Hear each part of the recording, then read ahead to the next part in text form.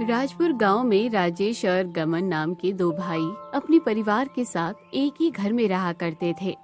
राजेश की सरकारी नौकरी थी क्योंकि वो पढ़ा लिखा व्यक्ति था, जबकि गगन अनपढ़ था और वो पूरी मेहनत मजदूरी करके अपने परिवार का पालन पोषण किया करता था।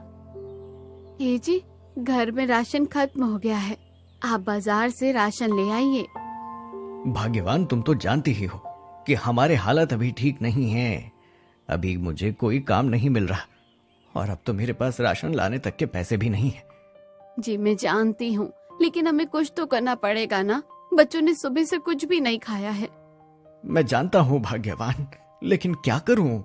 जी आप अपने बड़े भाई से कुछ पैसे उधार ले लीजिए और जब आपके पास आ जाएं तो आप उन्हें वापस लौटा देना। इतना कहकर गगन राजेश के कमरे में चला जाता है। अरे गगन, तुम यहाँ? आज तुम काम पर नहीं गए क्या?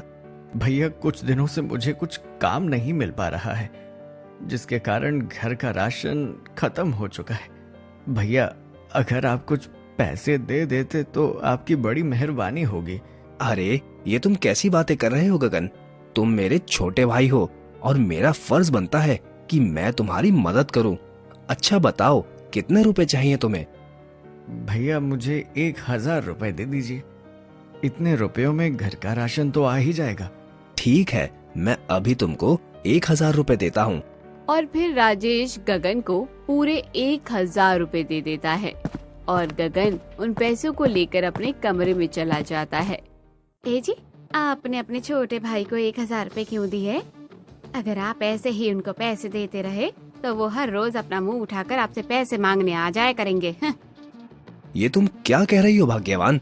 गगन मेरा छोटा भाई है और अभी उसका बुरा वक्त चल रहा है और उसके बुरे वक्त में उसका बड़ा भाई साथ नहीं देगा तो और कौन देगा? आपको जो करना है आप कीजिए, मैं तो तंग आ गई हूँ आपसे। देखना किसी दिन आपका ये भाई आपको सड़क पर ले आएगा। हाँ। इतना कहकर कमला गुस्से में वहाँ से चली जाती है। ये लो भाग्यवान, मैं राशन ले आया। अब जल्दी से तुम खाना बना दो, बच्चों को भूख लग रही होगी। ठीक है जी, मैं अभी हम सभी के लिए खाना बना देती हूँ। और फिर संगीता सभी के लिए खाना बनाती है और वो सभी खाना खाने लगते हैं। भाग्यवान, मैं कुछ काम मांगने के लिए बाहर जा रहा हूँ, तुम बच्चों का ख्याल रखना। ठीक है जी, आप निश्चिंत होकर सो जाइए, मैं यहाँ सब संभालूंगी। और फिर गगन कुछ काम मांगने के लिए बाहर चला जाता है और संगीता अपने दोनों बच्चों के साथ घर पर रहती है। माँ, आज हमारा खीर खाने का बड़ा ही मन कर रहा है, आप हमारे लिए खीर बना दो ना। हाँ माँ, चिंटू एकदम सही कह रहा है, आज हमारे लिए खीर बना दीजिए ना। बच्चों, खीर मैं तुम्हारे लिए बना दूं, लेकिन खीर बनाने के लिए हमारे पास दूध नहीं है। तो माँ, आप कमला चाची से दूध मांग लीजिए ना, उनके पास तो गाय भी है, वो हमें दूध दे देंगी। ठीक है बच्चों, मैं अभी कमला भाभी से दूध लेकर आती हूँ। और फिर संगीता कमला के पास दूध मांगने के लिए चली जाती है। कमला भाभी, अरे ओ कमला भाभी, तनिक इधर तो आइए ना, मुझे आपसे कुछ काम है। अरे क्या हुआ संगीता, इतना क्यों चिल्ला रही है? कमला भाभी, क्या मुझे 1 गिलास दूध मिल सकता है? वो क्या है ना, आज बच्चों को खीर खाने का बहुत ज्यादा मन कर रहा है। मेरे घर में दूध नहीं है, तुम लोगों का तो रोज का ही हो गया है, जब मन करता है तब मुंह उठाकर चले आते हो, अब जाओ यहाँ से। और फिर कमला संगीता को बेइज्जत करके वहाँ से भगा देती है। माँ, क्या आप दूध ले आए? आप जल्दी से हमारे लिए खीर बना दीजिए। नहीं बच्चों, कमला भाभी ने मुझे खीर बनाने के लिए दूध नहीं दिया और मुझे बेइज्जत करके वहाँ से भगा दिया। माँ, आप चिंता मत कीजिए, हमें कोई खीर नहीं चाहिए। वो कमला चाची बहुत बुरी है, हम उनसे कभी बात नहीं करेंगे। मुन्नी ये कह ही रही होती है कि तभी वहाँ पर गगन आ जाता है। अरे आप आ गए, क्या आपको काम कहीं मिला? नहीं भाग्यवान, मुझे कहीं काम नहीं मिला। मैं काम की तलाश में इधर उधर भटकता रहा, लेकिन किसी ने मुझे काम नहीं दिया। पता नहीं ऊपर वाला हमारी कितनी परीक्षा लेगा। ए जी, आप चिंता मत कीजिए, ऊपर वाला हमारी मदद जरूर करेगा। शाम को जब राजेश नौकरी से घर लौटता है कि तभी कमला उससे कहती है, ए जी बहुत हो गया, अब हर रोज गगन और उसकी पत्नी कुछ न कुछ मांगने यहाँ चले आते हैं और अब तो सहन नहीं कर सकती मैं। अब इस घर में तो या तो मैं रहूंगी या फिर वो दोनों। अब फैसला आपके हाथ में है। अरे अरे भाग्यवान, तुम गुस्सा क्यों करती हो? तुम शांत हो जाओ, मैं उन दोनों का कुछ न कुछ करता हूँ। राजेश अब मजबूर हो चुका था। उसको मजबूरन अपनी पत्नी की बात माननी पड़ी और फिर एक दिन, अरे गगन, जरा इस कागज पर अपने अंगूठे के निशान लगा दो। लेकिन भैया, ये कागज किस चीज के हैं? गगन, इस कागज को हमें मुखिया जी के यहाँ जमा करना है। और फिर गगन बिना कुछ सोचे समझे उस कागज पर अपने अंगूठे के निशान लगा देता है। गगन, तुम अपने परिवार को लेकर अभी इसी वक्त इस घर से निकल जाओ, क्योंकि अब ये घर मेरा हो चुका है। भैया, ये आप क्या कह रहे हैं? मैं कुछ समझा नहीं। अरे मूर्ख, इस कागज में ये लिखा था कि तू अपनी सारी जायदाद मेरे नाम कर रहा है। अब तुम सभी इस घर से अभी के अभी निकल जाओ। भैया, ऐसा मत कीजिए। हम सभी कहाँ जाएंगे? हम भूखे मर जाएंगे। भैया, ऐसा मत कीजिए। राजेश गगन की एक नहीं सुनता और उन सभी को धक्के मारकर वहाँ से निकाल देता है। हे जी, अब हमारा क्या होगा? अब तो हमारे पास रहने का कोई भी ठिकाना नहीं है। अब हम कहाँ जाएंगे? तुम चिंता मत करो भाग्यवान, ऊपर वाला हमारी मदद जरूर करेगा। मुझे तो अभी भी विश्वास नहीं हो रहा कि बड़े भैया ने हमें घर से निकाल दिया। हाँ जी, मुझे ऐसा लगता है कि राजेश भैया को कमला भाभी ने ही भड़काया होगा, तभी उन्होंने हमें घर से निकाल दिया। तुम ठीक कहती हो भाग्यवान। खैर, ये सब छोड़ो, हमें जल्दी ही कहीं रहने की जगह ढूंढनी होगी। ए जी, मेरे पास एक उपाय है। आप जंगल से लकड़ियाँ ले आइए। हम तीनों घास फूस इकट्ठा करते हैं और हम एक झोपड़ी बनाएंगे और उसी में तीनों रहेंगे। कुछ देर बाद गगन जंगल से कई सारी लकड़ियाँ ले आता है और वो चारों रहने के लिए एक झोपड़ी बनाने लगते हैं। सुबह से शाम तक कड़ी मेहनत करने के बाद उनकी झोपड़ी रहने के लिए एकदम तैयार हो जाती है। भाग्यवान, हमारी झोपड़ी बनकर तैयार हो चुकी है। अब हम इसमें आराम से रह सकते हैं। हाँ जी, आप एकदम सही कह रहे हैं। संगीता ये कह ही रही होती है कि तभी मुन्नी संगीता से कहती है, माँ, इस झोपड़ी को बनाते बनाते मेरे पेट में चूहे कूदने लगे हैं। मुझे बहुत तेज भूख लग रही है।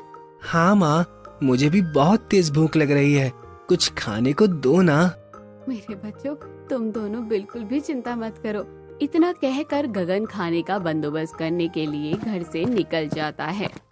सेठ जी, मुझे कुछ राशन उधार दे दीजिए। मेरे बच्चे भूखे हैं। जब मेरे पास पैसे होंगे तो मैं आपको आपके पैसे लौटा दूंगा। गगन, ये कोई धर्मशाला नहीं है जो मैं तुम्हें उधार राशन दे दूं। अगर तुम्हारे पास पैसे नहीं हैं तो तुम्हें राशन मैं नहीं दे सकता। सेठ जी, कृपा करके मुझे राशन दे दीजिए। मेरे बच्चों ने कल से कुछ भी नहीं खाया है। अगर उन्हें खाना नहीं मिला तो वो भूखे मर जाएंगे सेठ जी। अरे मरते हैं तो मर जाने दो, लेकिन तुम्हें मैं उधार राशन नहीं दे सकता। अब जाओ यहाँ से, वरना मुझे तुम्हें धक्के मार कर यहाँ से निकालना होगा, समझे? मैं कितना बदनसीब बाप हूँ जो अपने बच्चों को ठीक से खाना भी नहीं खिला सकता। अरे मुझे तो डूब कर मर जाना चाहिए। गगन ये कह ही रहा होता है कि तभी उसके सामने एक बाबा जी आ जाते हैं और उससे कहते हैं, बच्चा, तुम रो क्यों रहे हो? आखिर बात क्या है, मुझे बताओ। हो सकता है मैं तुम्हारी कुछ मदद कर दूं। बाबा जी, आप कौन हैं? मैंने तो आपको इस गांव में पहले कभी नहीं देखा। बच्चा, पास ही के जंगल में मेरी एक कुटिया है और मैं उसी में रहता हूँ। मुझे तू रोता नजर आया तो मैं तेरे पास चला आया। बता, क्या समस्या है तेरी? बाबा जी, मेरा नाम गगन है। पहले मैं अपने बड़े भैया के साथ रहता था, लेकिन उन्होंने मुझे घर से निकाल दिया और अब हम एक झोपड़ी में रहते हैं। बाबा जी, मेरे दोनों बच्चे भूखे हैं। मैं खाने की तलाश में इधर उधर भटक रहा हूँ। बच्चा, बाबा तेरी मदद अवश्य करेगा। तू मेरे साथ मेरी कुटिया में चल, वहीं पर तुझे खाना मिलेगा। और फिर गगन उन बाबा जी के साथ उनकी कुटिया में चला जाता है और बाबा जी गगन को खाने के लिए कुछ भोजन देते हैं। ये ले बच्चा, ये भोजन तू अपने बच्चों और अपनी पत्नी को खिला देना, जिससे उनकी भूख मिट जाएगी। और हाँ, अगर कोई समस्या हो तो मेरी कुटिया में चले आना, बाबा तेरी मदद अवश्य करेगा। और फिर गगन वो भोजन लेकर अपनी झोपड़ी में चला जाता है। हे जी, आप आ गए और आपके हाथ में इतना सारा खाना, ये आप कहाँ से लाए हो? और फिर गगन ने संगीता को बाबा जी की सारी बातें बताई। भाग्यवान, रास्ते में मुझे एक बाबा जी दिखाई दिए और उन्होंने ही मुझे ये खाना दिया। फिर गगन और उसके परिवार ने पेट भर कर भोजन किया। रात को चिंटू और मुन्नी सो जाते हैं और गगन और संगीता आपस में बातें करने लगते हैं। ए जी, आज तो हमने अपनी गुजर बसर कर ली, लेकिन अब हम कल क्या करेंगे? अब तो हमारे पास खाने को कुछ भी नहीं है। भाग्यवान, तुम चिंता क्यों करती हो? ऊपर वाले ने हमें कभी भूखा नहीं सोने दिया और कल भी वो हमें भूखा नहीं सोने देगा। तुम इसकी चिंता मत करो। गगन ये कह ही रहा होता है कि तभी वहाँ जोरों से बारिश होने लगती है। हे जी, बारिश होने लगी है, अब हम क्या करेंगे? अगर ज्यादा बारिश हो गई तो हमारी ये झोपड़ी टूट जाएगी। भाग्यवान, तुम चिंता मत करो, देखना बारिश कुछ ही देर में बंद हो जाएगी। गगन और संगीता बारिश बंद होने का इंतजार कर रहे थे, लेकिन बारिश कम होने की जगह और भी ज्यादा बढ़ चुकी थी। अब तो उनकी झोपड़ी से पानी भी टपकने लगा था। हे जी, अब क्या होगा? अब तो हमारी झोपड़ी से पानी भी टपकने लगा और ये बारिश कम होने की जगह और भी ज्यादा बढ़ती जा रही है। भाग्यवान, मुझे तो कुछ समझ ही नहीं आ रहा है कि अब हम क्या करें। हमें जल्द ही यहाँ से निकलना होगा, वरना ये झोपड़ी हमारे ऊपर गिर जाएगी। आप भी कह रहे हैं जी, मैं अभी जाकर चिंटू और मुन्नी को जगाती हूँ। और फिर संगीता चिंटू और मुन्नी को जगाती है और वो चारों बारिश में ही उस झोपड़ी से बाहर आ जाते हैं। माँ, बारिश कितनी तेज हो रही है और बिजलियाँ भी कड़क रही हैं। मुझे तो बहुत तेज डर लग रहा है। मेरे बच्चों, तुम दोनों डरो नहीं, बारिश कुछ ही देर में बंद हो जाएगी। संगीता ये कह ही रही होती है कि तभी बारिश के कारण उनकी झोपड़ी भी टूट जाती है। हे भगवान, ये क्या हो गया? जिसका डर था वही हुआ, हमारी झोपड़ी भी टूट गई। अब हम कहाँ रहेंगे? फिर वो चारों एक एक बड़े से पेड़ के पास पहुंच जाते हैं और उन चारों ने अपनी रात वहीं बिताई। अगले दिन जब बारिश बंद हुई तब संगीता गगन से कहती है, हे जी, अब हम क्या करें? इस बारिश ने तो सब कुछ तबाह कर दिया है। तुम ठीक कहती हो भाग्यवान, अगर हमने फिर से झोपड़ी बनाई तो ये बारिश उसको फिर से तबाह कर देगी। अब हम क्या करेंगे? गगन ये कह ही रहा होता है कि तभी उसको बाबा जी की बात याद आ जाती है और वो संगीता से कहता है, अरे हाँ, हमारे गांव में एक जंगल है और उस जंगल में एक बाबा जी की कुटिया है। बाबा जी ने कहा था कि अगर हमें किसी चीज की जरूरत होगी तो वो हमारी मदद जरूर करेंगे। भाग्यवान, तुम बच्चों के साथ यहीं रहना, मैं अभी बाबा जी के पास जाता हूँ। इतना कहकर गगन बाबा जी को ढूंढने उस जंगल में चला जाता है। लगता है ये वही कुटिया है जिसके अंदर बाबा जी रहते हैं, अभी जाकर देखता हूँ। गगन कुटिया के बाहर से बाबा जी को आवाज लगाता है, बाबा जी, ओ बाबा जी, तनिक बाहर तो आइए, मुझे आपसे कुछ काम है। कहो बच्चा, आज तुमने मुझे कैसे याद किया? बाबा जी, कल रात बारिश होने के कारण हमारी झोपड़ी टूट गई और अगर हमने फिर से झोपड़ी बनाई तो वो भी बारिश के कारण टूट जाएगी। हमारी कुछ मदद करिए बाबा जी। और फिर बाबा जी अपने जादू से गगन को एक काला धागा देते हैं और उससे कहते हैं, ये लो बच्चा, तुम एक कागज का बहुत बड़ा घर बनाओ और जब तुम्हारा घर बन जाए तो उस घर के खम्भे पर इस काले धागे को बांध देना। ये आप क्या कह रहे हैं बाबा जी? बारिश में तो कागज का घर पूरा बिखर जाएगा।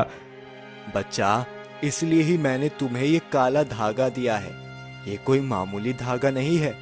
जब तुम इस धागे को अपने कागज के घर पर बांधोगे तो तुम्हारा घर एक लोहे जैसे मजबूत घर में बदल जाएगा और तुम उस घर में आराम से रह सकते हो। ठीक है बाबा जी, मैं आपके बताए अनुसार ही करूंगा। और फिर गगन वो काला धागा लेकर संगीता के पास पहुंच जाता है और संगीता को सारी बातें बताता है। हे जी, कागज का घर बनाने के लिए हमें कई कागजों की आवश्यकता होगी।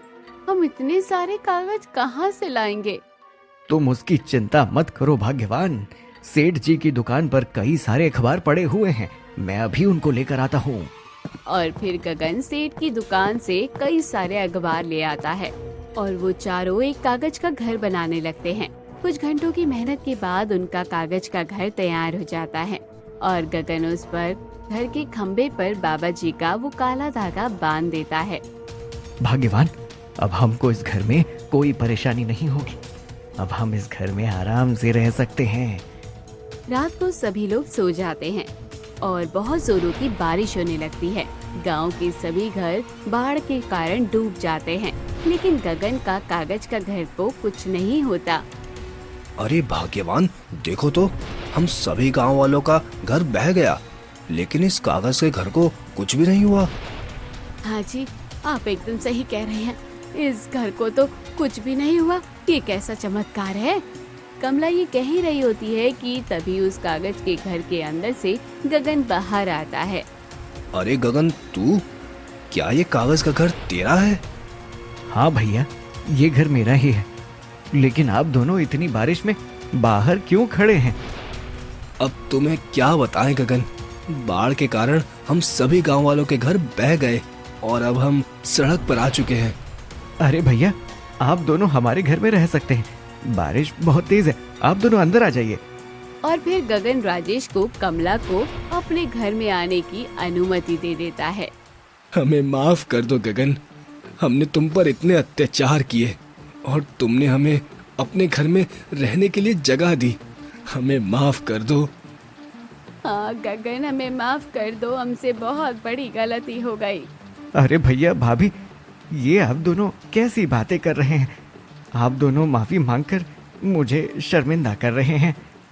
गगन ने अपने भैया भाभी को माफ कर दिया था और फिर सभी लोग एक बार फिर से मिलजुल कर रहने लगे। तो दोस्तों, कहानी कैसी लगी कमेंट बॉक्स में जरूर बताइए। चैनल को जरूर सब्सक्राइब कीजिए। दोस्तों, आ ही गए हो तो चैनल को सब्सक्राइब कर देना और वीडियो अच्छी लगे तो लाइक और शेयर भी कर देना और बेल आइकन जरूर दबा देना ताकि आपको नए वीडियोस की नोटिफिकेशंस मिलती रहे।